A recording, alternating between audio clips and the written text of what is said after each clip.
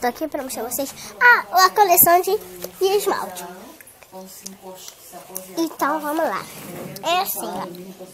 E se vocês quiserem fazer unha, eu sou manicure, você ligue 266-4898. Entendeu? Então vamos lá. Eu vou começar. Eu vou espalhar, né? É óbvio, né, gente? Peraí, deixa eu... Não tem pausa. Ah, não, tá certo. Você quer comer agora? Não. Então vamos lá. É assim. Eu vou começar por esse aqui. Esse aqui é bem bonito. Não é muito, não. Verde escuro. Não dá dando pra ver depois. Vou colocar o amarelo. Eu ganhei tudo hoje. Esse amarelo. Esse outro verde aqui, que é bem bonito. Verde água. Sei lá se é. Amarelo, sei lá. Amarelo fluorescente, tá vendo? Esse aqui, da Copa do Brasil, de 2014, gol de placa, que tá escrita. A outra aqui é mate, 2014, óleo no lance. Essa aqui, não sei se eu mostrei.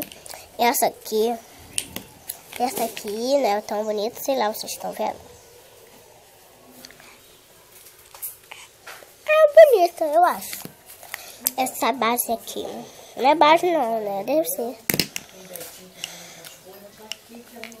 E tem o mais bonito de todos. Sabe qual é?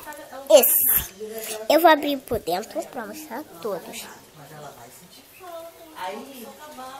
Ó. Ela só vai sentir falta quando acabar a gente vai trabalhar.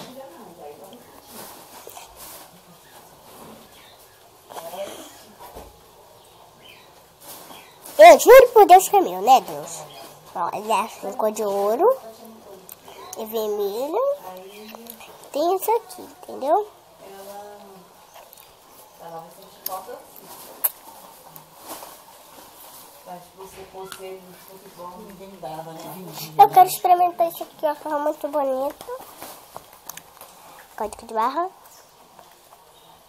É brancozinho.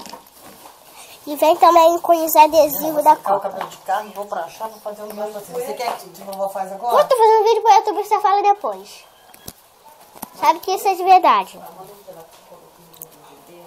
Ó, ele vem assim atrás. Na frente é assim, entendeu? Então, gente, eu vou mostrar minha unha como ficou. Ficou meio bonito, sei lá, vocês que verem. Pô, que flash vagabundo.